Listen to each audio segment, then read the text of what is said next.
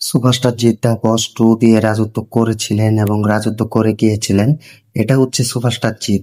Hi friend, superstar জিদ্দার কিন্তু বস two movie কিন্তু একটা ভালো পজিশনে ছিল। বাংলাদেশ এবং ইন্ডিয়া দুই টলিউড ইন্ডাস্ট্রি এবং টলিউড ইন্ডাস্ট্রি মিলে কিন্তু ভালো একটা ব্যবসা করেছিল। তো সব জায়গাতে কিন্তু মাতিয়ে দিয়েছিল এই বস টু মুভি।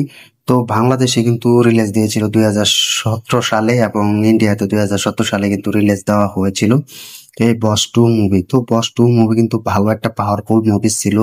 তো এটা যারাই দেখেছে তারাই বলতে পারবে যে কিরকম ভালো একটা রেসপন্স মুভি, সব জায়গায় কিন্তু মাতিয়ে দিয়েছিল।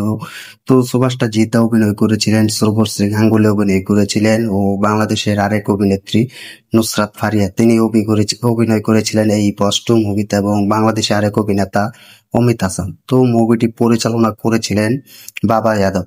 তো বস টু মুভি এতটা জনপ্রিয়তা ছিল বাংলাদেশ এবং ইন্ডিয়া, তো দুই বাংলা মিলে কিন্তু রাজত্ব করেছিল, প্রায় 10 কোটি টাকার মতো বিজনেস করেছিল এবং জলসা মুভিজ এই মুভিটি কিনে নেয়। তো প্রায় সব মিলে কিন্তু 13 থেকে 14 কোটি টাকা বিজনেস করে নিয়েছিল সুভাষটা চিতার এই বস টু মুভিটি। তো বস টু মুভিটা এত জনপ্রিয়তা ছিল, দর্শকরা বারবার কিন্তু বস থ্রি দেখার জন্য কিন্তু আমন্ত্রণ জানাচ্ছে এবং বস থ্রি দেখার জন্য কিন্তু অনেক অপেক্ষায় আছে। তো আমরাও কিন্তু বাংলাদেশ থেকে কিন্তু বস থ্রি দেখার জন্য অনেক অপেক্ষায় আছি।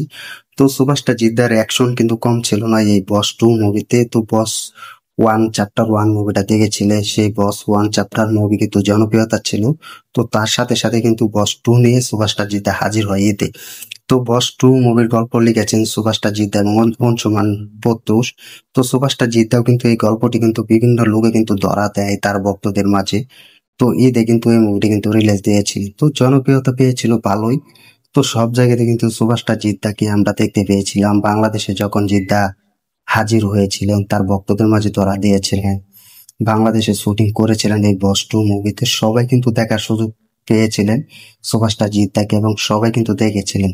তো সুভাষটা জিতের যে বাংলাদেশে কিরকম সাকসেসফুল দেয় তার মুভি এবং বাংলাদেশে কিরকম একটা রেটিং এ চলে, বাংলাদেশের দর্শকরা যে দেখতে চায়, এটা কিন্তু সেই 2017 সালে কিন্তু প্রমাণ করেছিলেন সুভাষটা জিদ্দা। এবং সুভাষটা জিদ্দার মুভি যে বাংলাদেশে চলে এটা কিন্তু সুভাষটা জিদ্দা অলরেডি কিন্তু প্রমাণ করে দেখে গিয়েছিলেন এবং অলরেডি কিন্তু রাজত্ব করে গিয়েছেন, দেখিয়ে দিয়েছেন। তো এর জন্য যে কিরকম পাওয়ারফুল মুভি ছিল দর্শকদের মাঝে সুভাষটা জিদ্দার অ্যাকশন, এবং আরেক সাথে সাথে বলতে হয় সুভাষটা জিদ্দার সে রোমান্টিক, সে বস টু মুভির গান এবং নুসরাত ফারিয়ার সাথে পুরো অভিনয় অ্যাক্টিং পুরো মাতিয়ে দিয়েছিলেন এবং পুরো বাংলা ইন্ডাস্ট্রি কিন্তু জ্বর তুলে দিয়েছিলেন সেই বস টু মুভি। তো বাংলাদেশও কিন্তু 4 কোটি টাকার মতো বিজনেস করেছিল এবং ইন্ডিয়া মিলে কিন্তু 8 কোটি টাকার মতো বিজনেস করেছিল এই বস টু মুভি। তো বস টু মুভি যেরকম জনপ্রিয়তা ছিল, তো এটার জন্য যে দর্শকরা বারবার যে কেন চাইছে বস থ্রি, এটা শুধু একমাত্র দর্শকরা জানে। কারণ বস চ্যাপ্টার ওয়ান আমরা যেভাবে দেখেছি কামব্যাক করেছে, ভালো একটা গল্প নিয়ে সুভাষটা জিদ্দা ফিরেছিলেন বাংলা ইন্ডাস্ট্রিতে, সেরকম ভাবে কিন্তু বস টু নিয়ে কিন্তু বাংলা ইন্ডাস্ট্রিতে কিন্তু ফিরেছেন সুভাষটা জিদ্দা। তো আমরাও কিন্তু চাইছি সুভাষটা জিদ্দাকে যেন ভালো একটি লুকে ধরা দেয় বস থ্রি মুভিতে।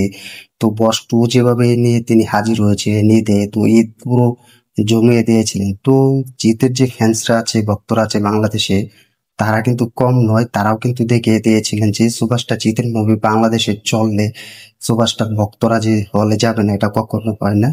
তারা অলরেডি কিন্তু প্রমাণ করে দিয়েছিলেন, অলরেডি কিন্তু দেখিয়ে দিয়েছে।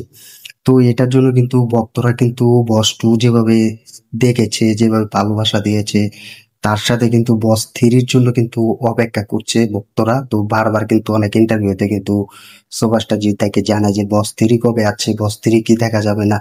তো এটা কিন্তু সবাই বলছিল। তো সুভাষটা জিদ্দাও বলছে যে ভালো গল্প হলে অবশ্যই আসবো।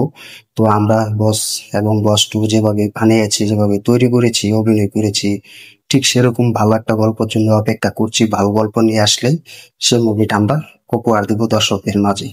তো এটা কিন্তু সুভাষটা জিদ্দাও কিন্তু বলেছিলেন।